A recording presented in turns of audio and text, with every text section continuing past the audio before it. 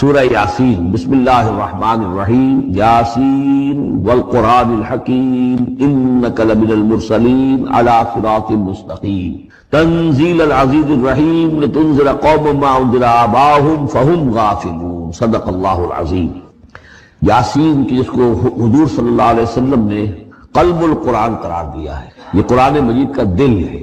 ایک تو یہ کہ اس کا جو اسلوب ہے، سٹائل ہے، اس کے اندر واقعتاً کچھ ایسی کیفیت ہے جس کو کہ الفاظ میں بیان نہیں کیا جا سکتا، لیکن پڑھتے ہوئے انسان اس کو محسوس کرتا ہے کہ کوئی ارتعاش تھا یہ پیدا کرتی ہے انسان کے اندر، جس طرح دل دھڑکتا ہو۔ ایک اور اعتبار سے یہ بات میرے سامنے آئی کہ میں نے جو عرض کیا تھا آپ سے کہ جو 6 گروپ ہیں مکی صورتوں کے، ان میں سے پہلے 2 گروپ جن میں سورہ انعام و اعراف اور اس کے بعد 14 صورتیں یونس سے لے کر مومنون تک، ان میں زیادہ زور جو ہے مکی صورتوں کے مضامین میں سے وہ ایمان بالرسالت پر ہے۔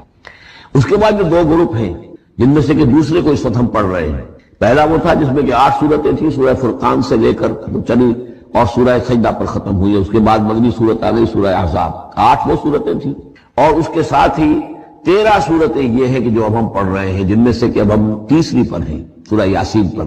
سورہ سبا اور سورہ فاطر آ چکی ہیں۔ اگر ان دونوں کو جمع کیا جائے کہ ان کی تعداد بنتی ہے 23 صورتوں کی بنتی ہے، 13 21۔ ان 21 صورتوں میں سے 10 ادھر اور 10 ادھر، اور بالکل بیچ میں یہ سورہ یاسین ہے۔ 8 صورتیں سورہ فرقان سے لے کر سورہ سجدہ تک، 2 صورتیں سورہ سبا اور سورہ فاطر، 10 ہو گئی، اور اس کے بعد پھر 10 صورتیں ہیں مکیات۔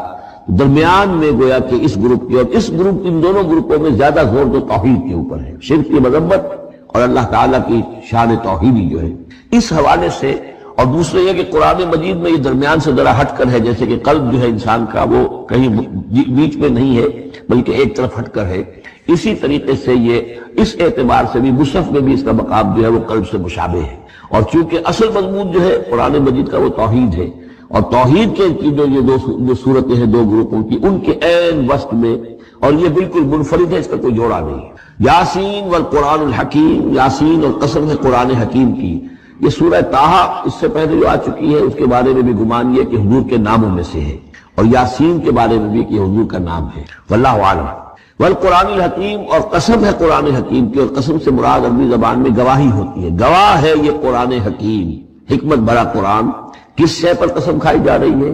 مقسم علیہ کیا ہے؟ کس پر گواہ ہے؟